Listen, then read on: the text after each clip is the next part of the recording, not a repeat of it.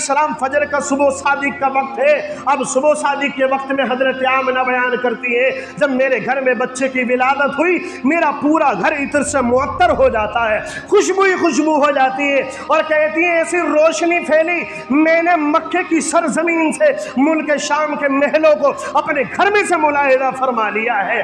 یہ اتنی روشنی پھیلی. حضرت آمنہ بیان کرتی ہے کہ میرے پاس میں کچھ مکے کی عورتیں آئیں, پاس کی کچھ عورتیں آئیں, اور آنے کے بعد کہنے لگی ہیں آمنہ تیرے شوہر کا انتقال ہو چکا ہے, تیرے گھر میں بچے کی ولادت ہوئی ہے, یہ بچہ باپ کی طرف سے یتیم ہے.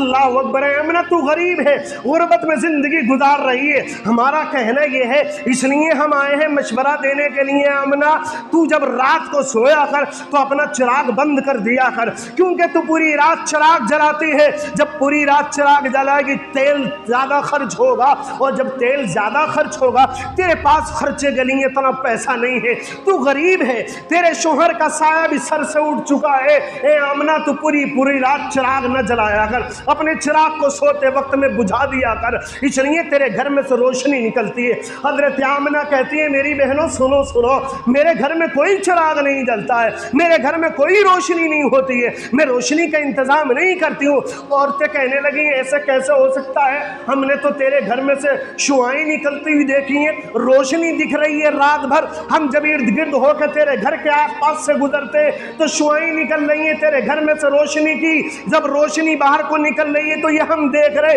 اپنی آنکھوں سے. تو حضرت آمنہ بیان کرتی ہے اے میری بہنوں سنو سنو, بات یہ نہیں ہے, بات یہ ہے کہ جس دن سے یہ میرا بچہ میرے گھر میں آیا ہے اللہ نے اس کے قدموں کی برکت ایسی عطا فرما دی ہے کہ میرا گھر پوری رات روشن رہتا ہے.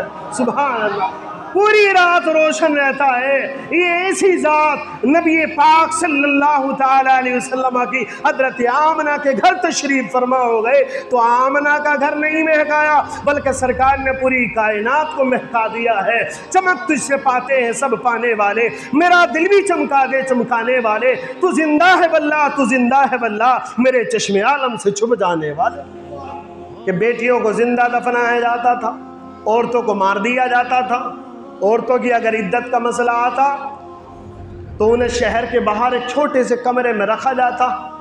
بڑی بے چینی تھی, بڑا ماحول خراب تھا.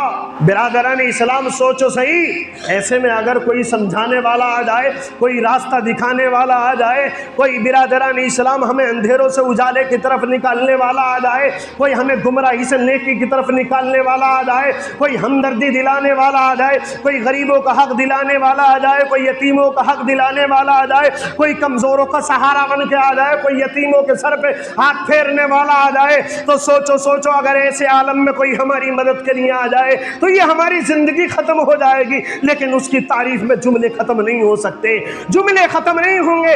اس لیے ایسے وقت میں اس نے آنے کے بعد ہمارا ساتھ دیا ہے. یہ ملک ہندوستان ہے, انگریزوں سے چھڑایا گیا اسے, تو ہم اس کی خوشی کا دن مناتے کہ 15 اگست کو ہم نے اپنے دیش میں انگریزوں سے آزادی کا جھنڈا لہرا دیا تھا, 14 اگست کو پاکستان آزاد ہو گیا تھا, تو وہ خوشی منا رہے. ایک دیش آزاد ہو جائے تو خوشی منائی جاتی ہے. جب پوری کائنات کفر سے آزاد ہوئی, نبی پاک کی آمد ہوئی, تو ان کی آمد پر اگر خوشی منا لے تو یہ شرک و بدعت نہیں ہے, یہ محبت رسول ہے. اس لیے کہا گیا نثار تیری چہل پہل پر ہزاروں عید ربیع الاول, سوائے ابلیس کے جہاں میں سبھی تو خوشیاں منا رہے.